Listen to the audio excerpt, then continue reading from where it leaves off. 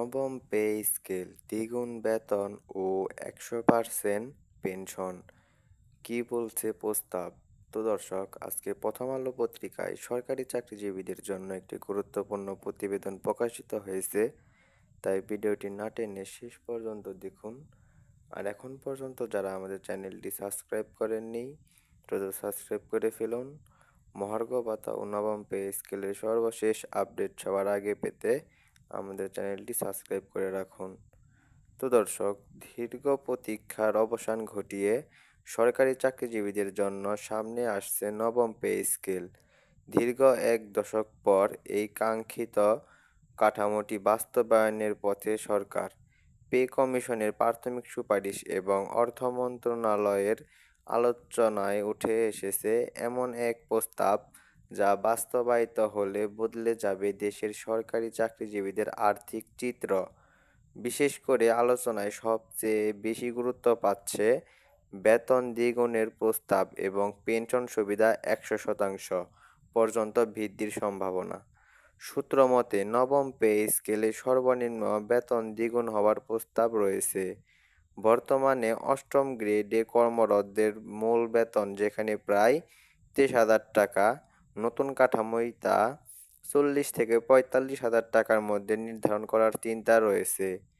এছাড়াও উচ্চ গ্রেডের কর্মচারীদের ক্ষেত্রে অনুপাতে বেতন বাড়বে।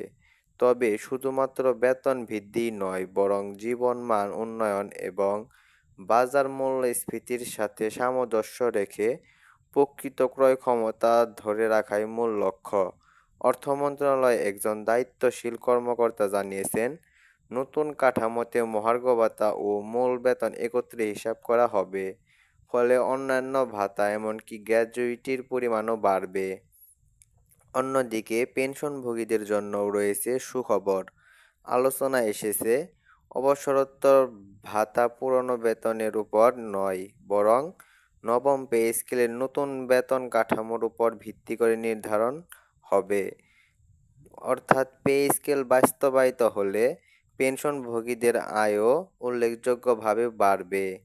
অর্থনৈতিক বিশ্লেষকদের মতে, এই সংস্কার কার্যকর হলে সরকারের ব্যয় অনেক বাড়বে, যা কয়েক লাখ কোটি টাকা পর্যন্ত হতে পারে। তবে সরকারের বক্তব্য, বর্তমান অর্থনীতির আগের তুলনায় অনেক বেশি স্থিতিশীল ও সক্ষম, তাই এই ব্যয় সরকার নির্বিঘ্নেই বহন করতে পারবে। তো দর্শক, এই পর্যন্ত এসেও যারা এখন পর্যন্ত আমাদের চ্যানেলটি সাবস্ক্রাইব করেননি, দ্রুত সাবস্ক্রাইব করে ফেলুন। মহার্ঘ ভাতা ও নবম পে স্কেলের সর্বশেষ আপডেট সবার আগে পেতে আমাদের চ্যানেলটি সাবস্ক্রাইব করে রাখুন। তো দর্শক, নতুন বাজেটে এই খাতে আলাদা বরাদ্দ রাখা হতে পারে। বর্তমানে সুপারিশগুলো চূড়ান্ত অনুমোদনের অপেক্ষায় রয়েছে। অর্থ মন্ত্রণালয় এবং জনপ্রশাসন মন্ত্রণালয় যৌথভাবে কাজ করছে গেজেট প্রকাশের প্রস্তুতিতে।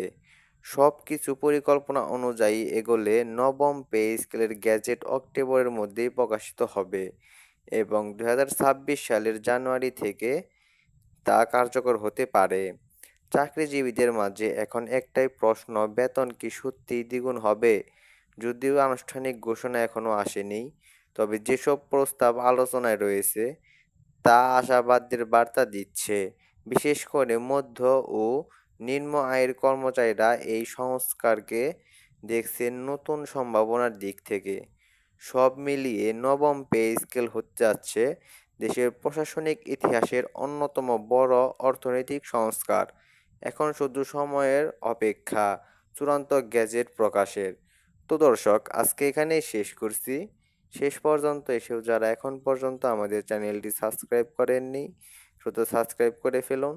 মহার্ঘ ভাতা ও নবম পে স্কেলের সর্বশেষ আপডেট সবার আগে পেতে আমাদের চ্যানেলটি সাবস্ক্রাইব করে রাখুন। ধন্যবাদ।